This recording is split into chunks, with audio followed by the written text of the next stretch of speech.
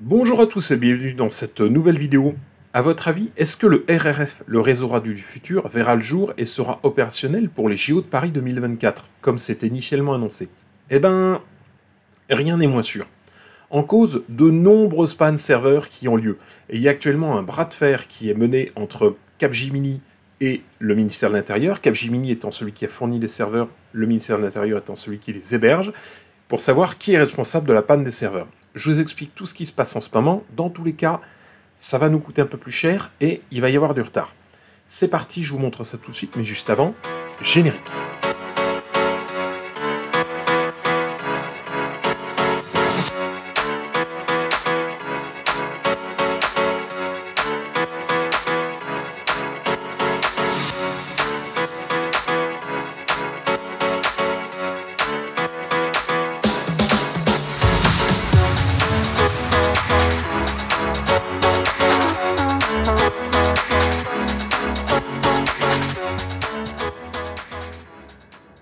C'est un article de la lettre A, daté du 28 avril 2023, qui titre « Le réseau radio du futur vire déjà au bras de fer entre Capgemini et la place Beauvau ».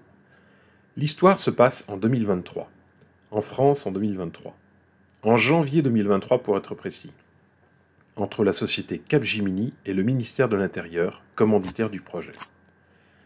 Peut-être avez-vous déjà suivi mes précédentes vidéos sur le sujet, mais pour ceux qui ne seraient pas au courant, il est prévu que d'ici quelques mois, nos forces de police et de sécurité civile, c'est-à-dire les pompiers et le SAMU, basculent leur vieux réseau de communication, dans le jargon c'est le réseau Acropole ou Antares, vers des technologies 4G ou 5G.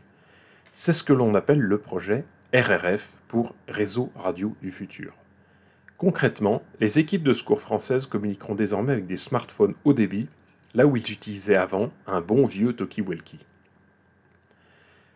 Cette technologie disruptive, la 4G donc, nécessite donc de repenser l'intégralité de l'infrastructure réseau, et ce, en prenant en compte tous les aspects allant du simple confort de l'utilisateur grâce à des applications ergonomiques, jusqu'à la cybersécurité, en passant bien entendu par toute la phase de couverture réseau.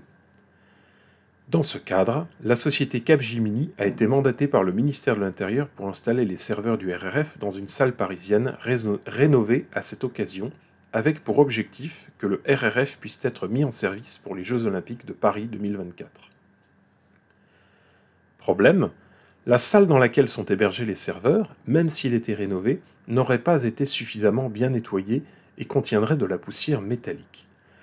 Or, si l'on y regarde de plus près, la poussière métallique ne fait pas bon ménage avec les appareils électroniques, puisqu'en plus d'encrasser les systèmes de ventilation, elle a la fâcheuse tendance d'endommager les circuits électroniques et de provoquer des courts-circuits grâce ou à cause, c'est selon son propre point de vue, à un effet abrasif. C'est sans parler bien entendu des autres problèmes dits de CEM, pour compatibilité électromagnétique dans le jargon, qui ont également pour effet sous-jacent de faire dysfonctionner tous les appareils électroniques. En conséquence, les serveurs ont fini par tomber les uns après les autres, entraînant peu à peu la panne générale du système.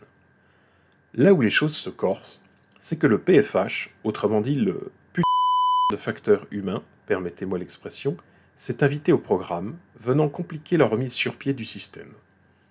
En effet, les équipes du ministère de l'Intérieur en charge de mettre sur pied le RRF accusent Capgemini d'être responsable de la panne des serveurs, et de son côté, les équipes techniques de Capgemini accusent, elles, le ministère de ne pas avoir pris suffisamment de précautions en installant les serveurs dans une salle peu, voire pas assez nettoyée.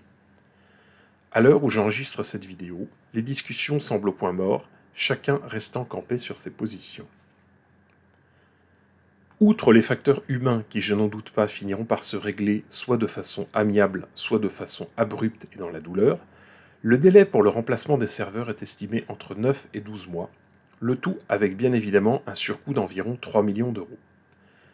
Pas sûr donc que ce nouveau réseau soit opérationnel pour les prestigieux Jeux Olympiques de Paris 2024, puisque je vous le rappelle, ceux-ci débuteront au mois de juin 2024, soit d'ici 14 petits mois, c'est-à-dire une grosse année si mes calculs sont bons.